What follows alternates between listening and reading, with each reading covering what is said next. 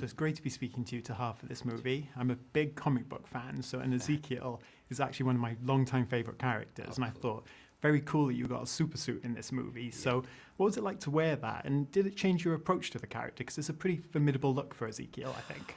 Oh yeah, it was great to wear a super suit. I mean, as an actor, as a man, and as a fan.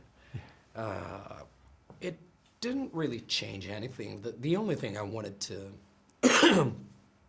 I didn't want to happen was that there would be a difference between him in the suit and him in the super suit in terms of body language. So I wanted it to be, the same thing.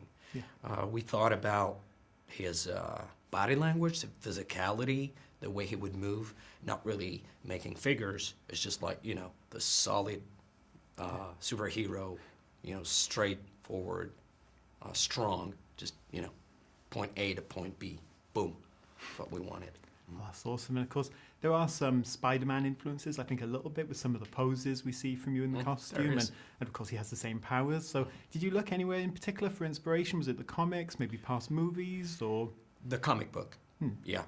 I read and looked at every comic books where Ezekiel Sims appears in.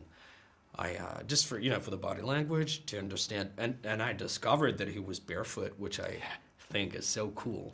Yeah, the way he pauses when he looks down at the streets, or when he's stick to the wall. It's different than other arachnid superheroes, right?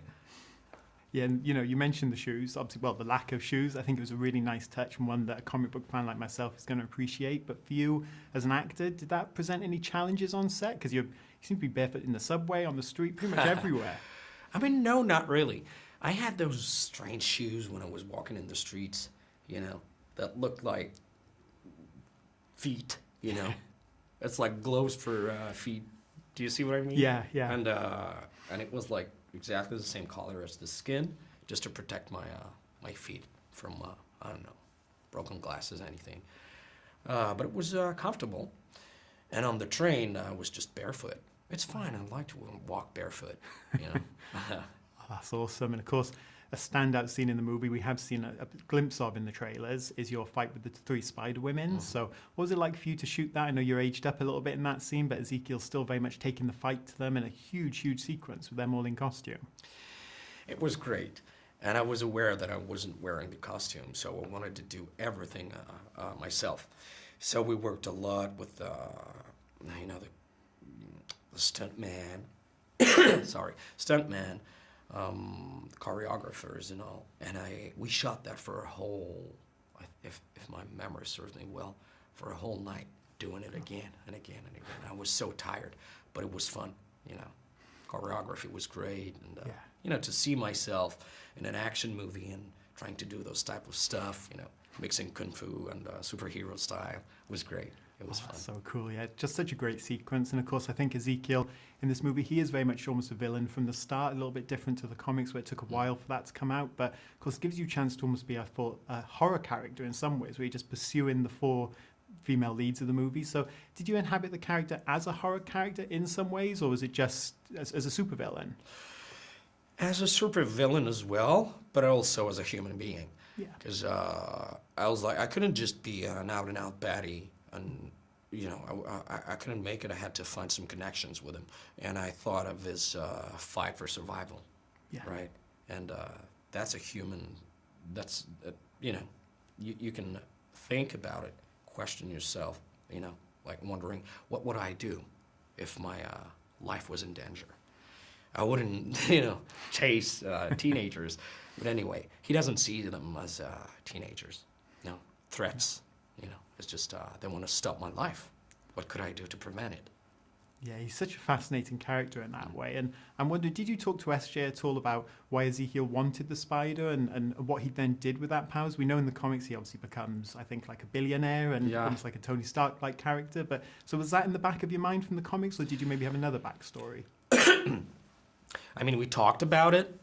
The fact that he struggled when he was a kid and his family might have died or whatever. And he didn't want to be in this situation again. And as it's the first time we see this character on screen. And that had to fit with a specific story, a specific hero, Madam Web. We created our own. Yeah, and of course the nature of the multiverse means you could come back as a different version of this character, maybe play a mentor to Spider-Man like in the comics. So is that something you'd be interested, hopping over to the MCU, working with Tom Holland and putting a different spin on a character? That would be cool, but I think it's a question to ask the studios, and who knows what the future holds. Must be intriguing though to think that maybe you could clash with him or any of the three Spider-Men, of course, as well. Why not? Let's see. And of course, working with Dakota, you get some really hard-hitting scenes, both physically and almost emotionally. I think that confrontation in the diner, for example. So, what was it like that back and forth between the two of you and working on that? It was great. I mean, she's such a nice person and a good actress. So we had to. I was really happy to have this scene specifically because we don't have a lot of time on screen together, and I feel like for me that's my favorite scene in the movie. Yeah, because it's the face-off to opposite superheroes that have, in some ways, the same power, the clairvoyance. And one is using it for good, and the other one just for, like, egoistically. Yeah. And you said at the start of the interview, obviously, Ezekiel, he is this very formidable character. He's just powerful, and he's just fighting his way through the movie. But in terms of training and the preparation for you, what did that look like in order to embody him in that way? It was 3 months of training. Wow. Like 4, sometimes 5 times a week with a personal trainer and the stuntmans as well. You know, acrobatics, choreographies, wires, and it was fun. Tough, but fun. Yeah. And of course, mentioning the comic books, was there anything in particular? Obviously, you said you drew some of the movements and the character traits, but was there anything you lifted from those specifically that really helped inform your performance, would you say? What I felt when I looked at the comic book was his way of walking, you know. Yeah. Very straight, and he would, like, pretty often put his arm on his back, you know, like this. And I think I put it in some places in the movie, yeah. Awesome. Just one final question for you. What would you say to comic book fans about why they should check out Madam Web and see your version of Ezekiel in this film? Because it's a different Marvel movie. It's a standalone story, and it's different from the others because it's grounded in reality, and they're going to see a good super villain. They're going to have fun. Good action scenes and fights, and yeah. Awesome. Can't beat a great villain. Well, Tahar, thank you so much. I thought you were awesome in this film. You did a great job with one of my favorite characters, so thank you. Thank you so much. Thank you. Awesome to meet you. Appreciate it.